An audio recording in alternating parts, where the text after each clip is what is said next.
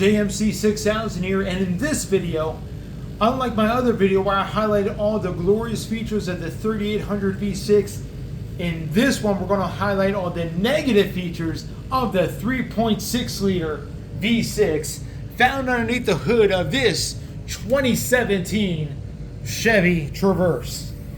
Yes, we're going to cover the negative features of the 3.6 liter V6, but let's begin with a little background on how this V6 came to be in the GM portfolio and why.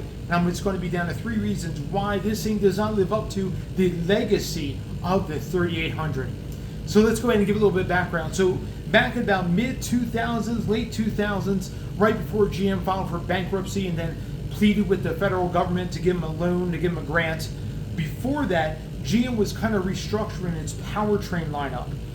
The 3800 was already on its way out. In fact, I believe the last year for their 3800 was around 07 to 08. But they were restructuring their powertrain lineup, and their V6s were going into 2 groups.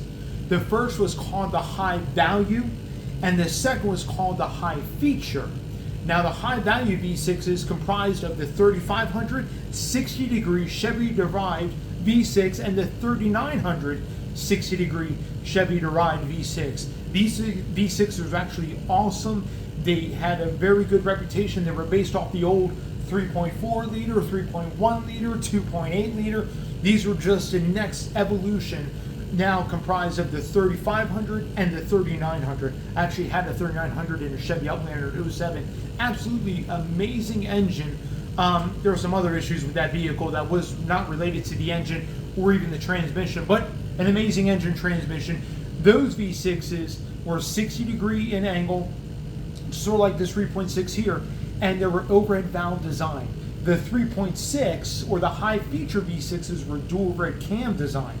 So the high value V6s, 3500, 3900, overhead valve, and the valve train components were very similar to what you find in the LS engines back in that time period. In fact, they almost had identical valve springs, rocker arms, even lifters in some cases, not the displacement on demand, but the solid, the roller lifters and all that coming out right out of the LS series V8s were in those high value V6s. Again, the 3500, which produced about 200 horsepower, and then the 3900, which actually produced really good horsepower for just being an overhead valve V6 of about 240 horsepower. Now, GM had those V6s again. They were supposed to be the volume leader, push out these V6s. They're going to be great. They're going to be reliable. They're not much in power or going to be much in efficiency, but they're going to be good, reliable V6s as they were phasing out the 3800 Buick DeVerve V6. Now, the high feature, which is what's in this particular powertrain, and unfortunately the high value V6s didn't stick around. GM actually canceled them right around the 2010 era.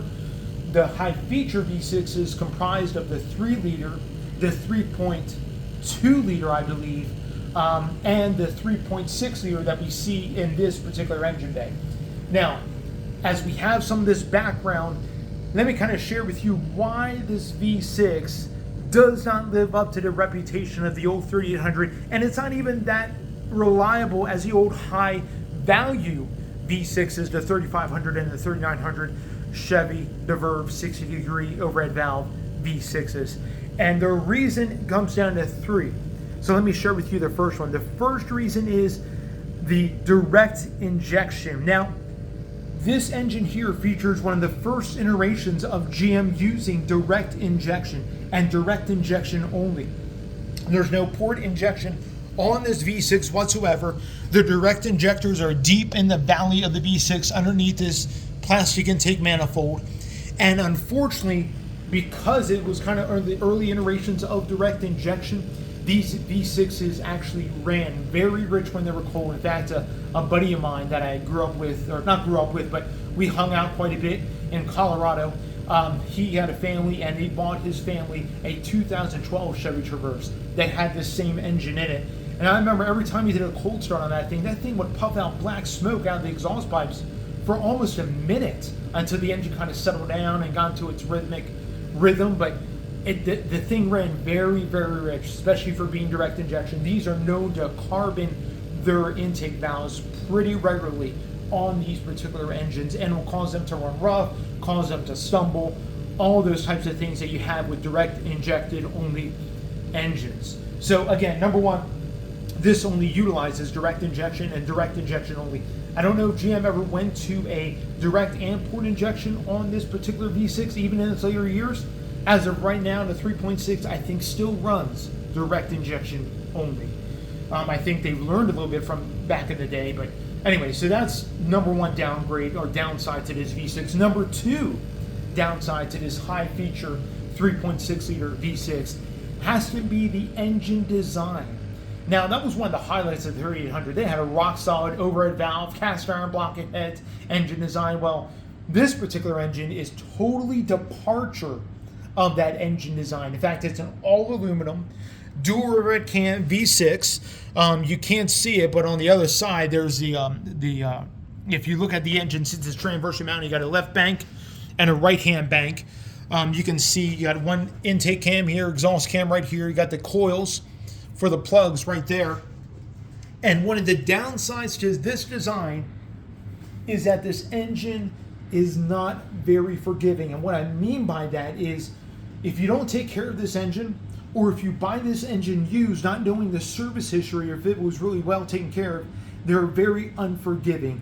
And the timing chains are known to be a known issue in this particular engine. Now, I don't have a picture of anything in front of me to show you what the timing chains look like, but it's a convoluted, horrible setup. It utilizes 3 chains, in fact, maybe 4, but I know 3 just for the timing system. The 4th one would possibly be for the oil pump, but I can't quote me on that. But I know it utilizes 3 chains just for the timing system. You have one that goes around the crank, and then it goes to a secondary pulley, comes up and under, and then over another secondary pulley, and then those secondary timing pulleys will run another chain that drives the left bank and then the right bank of cams. This is a variable cam timing engine on both the intake and exhaust. Unfortunately, when you don't take care of these engines, the ports that run not only the variable valve time, but the ports that run the as far as the cam actuator, not the cam actuator, sorry, the actually cam tensioners, or the chain tensioners rather, will get gummed up, and they won't keep tension on the chain, and then all of a sudden the timing chain starts to stretch, and then all of a sudden the engine will jump timing through all kinds of timing codes, because this monitors what the intake cam is doing, what the exhaust cam is doing. So if this engine is not like meticulously, and I mean meticulously maintained, it will, guaranteed, you will run into timing chain issues. And that's why people like Car Wizard and others do not recommend you even get an older Traverse or any of these GM vehicles, whether it be the Acadia or the Saturn Outlook or any of the other, or the Buick Enclave. Do not get it with this particular engine, because you will run into issues, especially because these engines were known not to be taken care of, and they will run into timing issues. So the convoluted timing setup is absolutely a disaster in this engine. It's not very simple, and unfortunately, that leads me into my final reason why this engine is probably one of the worst of GM engines or V6 engines. Just have a look at how crammed it is in here. I mean, look at this. I mean, I can barely even see this side of the valve cover. I mean, we got this intake, which is common for V6s of this particular type to have kind of an intake that wraps around, but everything's all crammed in here, covered. I can see the transmission, amazingly enough. But if you look on this side, you can't see anything. I got a radiator hose right here. I can't even see the accessory dry belt. I can't even see how you would handle getting to the timing chains if those need assistance or help. In fact, usually when it comes to issues with this engine, anything major, timing chain and others like it, it's actually an engine dropout procedure. The whole subframe and everything, transmission, everything has to be dropped out from the bottom of the car in order to do any work to this engine. And it's absolutely horrible how horribly GM has packed this engine in this engine bay. It's rough, and that's my final reason is ease of serviceability is not here. It is not here with this engine. In fact, this engine is very hard to service, very hard to do any work to, and any major repair you can't even do in the vehicle. You have to drop it out of the vehicle. So when you do have timing chain issues, it's going to be I think many people quote it as a 7 to 8 hour job, dropping out the engine and the subframe and everything, taking apart the whole front of the engine just to do the timing chains and everything. It's an absolute horrible, horrible job. So I would not recommend this vehicle for anybody. I would not recommend this engine. Now, I know GM has used this engine in a plethora of vehicles besides this Traverse and besides the platform mates to this particular body. But they've used it in the Camaro. They've used it in some of the Cadillac vehicles as well. Even then, I wouldn't recommend this engine at all. Unless you get it brand new and absolutely are dedicated to the maintenance. I mean, do oil changes no later than 5,000 miles, if not sooner. And actually dedicated to actually upkeep on this particular engine. Other than that, I think the only redeeming quality of this engine is that it's smooth when it's running and running right. It's very smooth, the V6. The power delivery is okay. I think the power delivery of this engine is better than the 3.6 Pentastar, which may be another engine I may have to review. But anyway, but other than that, I could never recommend. I mean, if you can find an older 3800, even the high-value V6s, if you can find an older GM with the 3.5, the 3500, or the 3900 that was used in like the Pontiac G6 GT and some other vehicles, those are actually good engines. But this particular engine, I wouldn't wish this thing on my worst enemy. Now, I know there's going to be people in the comment section who will be like, oh, man, I got this engine and I got, 200,000 miles out of it with no issues at all. Well, good for you. That is not the norm for this particular engine. And as many have said, including Car Wizard and many others, if you want to look them up on YouTube, you can. He says pretty much stay away from this engine altogether. Stay away from vehicles that have this engine. Doesn't care if it's transverse mounted, longitudinally mounted, it doesn't matter. Just stay away from vehicles that have this particular engine. If you're looking for reliability and durability like you find in the 3800 in this 3.6 liter high feature V6, you will not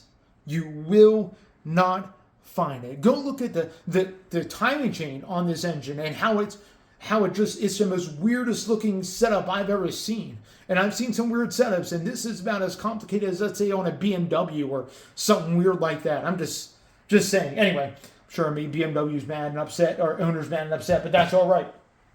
So that is my review of the 3.6 high-feature V6 found in this 2017 Traverse. And basically, it's a no recommendation at all. Probably one of the worst V6s out there in the industry today.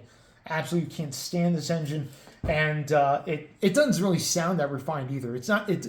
Like I said, the only thing it has is smoothness, and that's about it. It's not very refined sounding. The power's okay. If you get it up in the upper RPMs, it actually feels pretty good. But every vehicle I've heard this engine in, and every vehicle that has modified exhaust with this engine in, it's not very good sound. It's not like the Nissan VQ engines or the Ford Cyclone engines. They actually sound really good for V6s, unlike this thing, which sounds like a bucket of bees were just let loose or something like that. Anyway, awesome. If you guys have any questions or comments or want to know more about this engine, please drop a comment, hit the like, subscribe. I upload videos.